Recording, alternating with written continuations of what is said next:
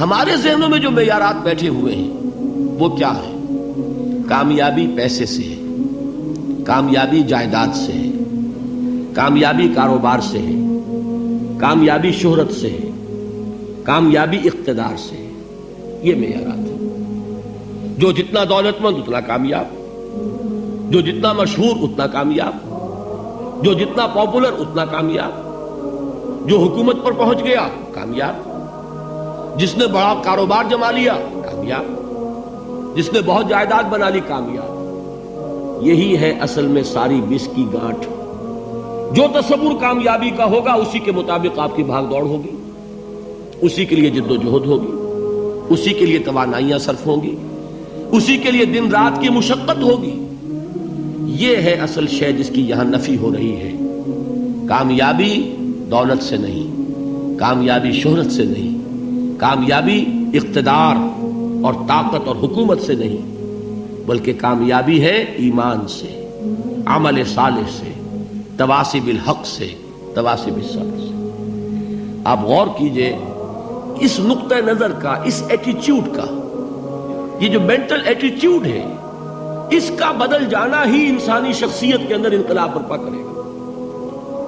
اب آپ کا نتیجہ کیا نکلا؟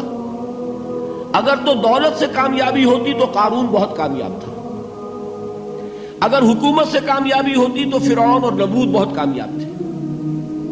کامیابی ان سے نہیں ہے. کامیابی انسان دولت میں قارون کی دولت تک پہنچ جائے اور دنیا میں دبدبہ اور اقتدار اور سلطنت اور حکومت کے اعتبار سے وہ نمرود اور فرعون کا مقام حاصل کر لے، وہ ناکام ہے، خائب ہے، خاسر ہے، برباد ہے.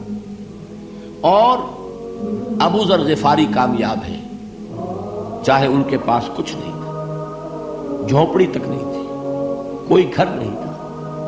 حضور نے فرمایا ہے اللہ کے کچھ بندے ایسے ہوتے ہیں جو کسی محفل میں جانا چاہیں تو انہیں اجازت نہ ملے، جو کہیں اگر رشتہ کرنا چاہے کوئی ان سے رشتہ کرنے کو تیار نہ ہو، کہیں کوئی سفارش کرنا چاہے تو ان کی کوئی بات ہی نہ سنے.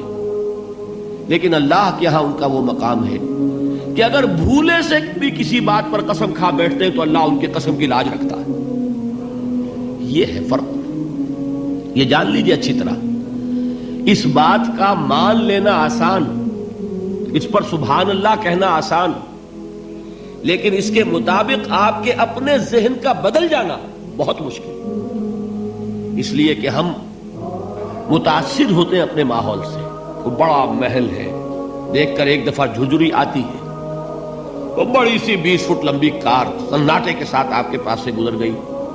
ایک دفعہ اعصاب کے اندر ارتعاش ہوتا ہے، محسوس ہوتا ہے بڑے یہ نصیبے والے لوگ ہیں، بڑے خوش نصیب، بڑے کامیاب.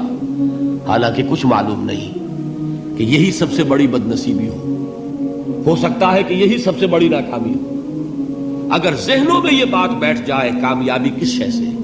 یہی وجہ دیکھیے قرآن مجید میں بارہا آپ دیکھیں اولئک ھم المفلحون، یہ ہے لوگ کامیاب ہونے والے. آج یہ آپ نے نماز میں وہ آیات سنی، یا ایھا الذین آمنوا ارکعوا واسجدوا واعبدوا ربکم وافعلوا الخیر لعلکم تفلحون. اے ایمان والو، رکوع کرو، سجدہ کرو، اپنے رب کی پرستش اور بندگی کرو اور اچھے کام کرو تاکہ تم کامیاب ہو جاؤ. تو کامیابی کن چیزوں سے ہے؟ یہ ہے سب سے بڑا سبق.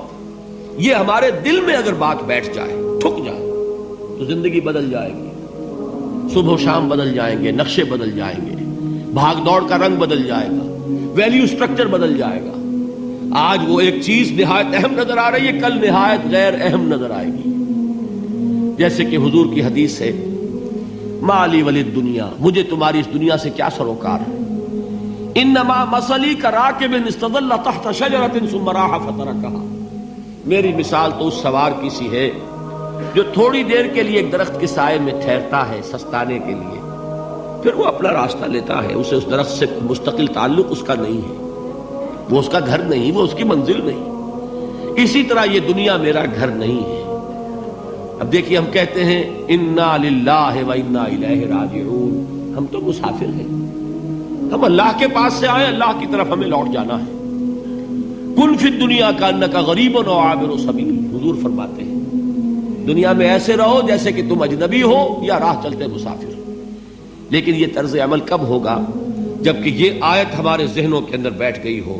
والعصر ان الانسان لفی خسر الا الذین آمنوا وعملوا الصالحات وتواصوا بالحق وتواصوا بالصبر. یہ ہے اصل بات جو میں نے عرض کیا تھا کہ میں بتاؤں گا صحابہ کیوں ایک دوسرے کو یاد دلاتے تھے. اس لیے کہ دیکھیے جیسے برف باری اگر ہو رہی ہو، آپ باہر نکلیں گے تو برف آپ کے کپڑوں پر جم جاتی ہے نا، تو آپ جھٹکتے ہیں کپڑوں کو تاکہ برف ہٹ جائے. ہمارے ایمان پر اس دنیا میں رہتے ہوئے جب ہم متاثر ہوتے ہیں ماحول سے تو گردہ آ جاتا ہے، برف پڑ جاتی ہے. اس کو جھٹکتے رہنے کی ضرورت ہے، اور وہ جھٹکنے کی بہترین اور مؤثر ترین شکل یہی ہے کہ یاد رکھو کامیابی ان چیزوں سے نہیں ہے. چمک دمک جو ہے دنیا کی، یہ ساری چمک دمک جو تمہیں رجھا رہی ہے، جو تمہیں اپنے اندر گم کیے ہوئے ہے. یہ لفظ گم پر اقبال کا وہ شعر یاد آ گیا کہ کافر کی یہ پہچان کے آفاق میں گم ہے، اور مومن کی یہ پہچان کے گم اس میں ہے آفاق. تم گم نہ ہو کر رہ جاؤ، اس میں مبہوت نہ ہو کر رہ جاؤ، مرعوب نہ ہو کر رہ جاؤ. دنیا ہی کی محبت تمہارے اوپر ڈیرے نہ ڈال دے، تمہارے دلوں کے اوپر مسلط نہ ہو جائے.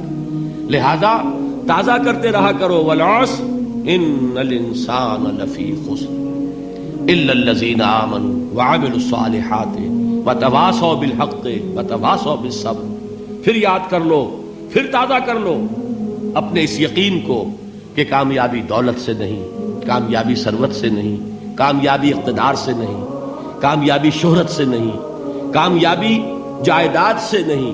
کامیابی ہے ایمان سے، کامیابی ہے عمل صالح سے، کامیابی ہے تواصی بالحق سے، کامیابی ہے تواصی بالصبر سے.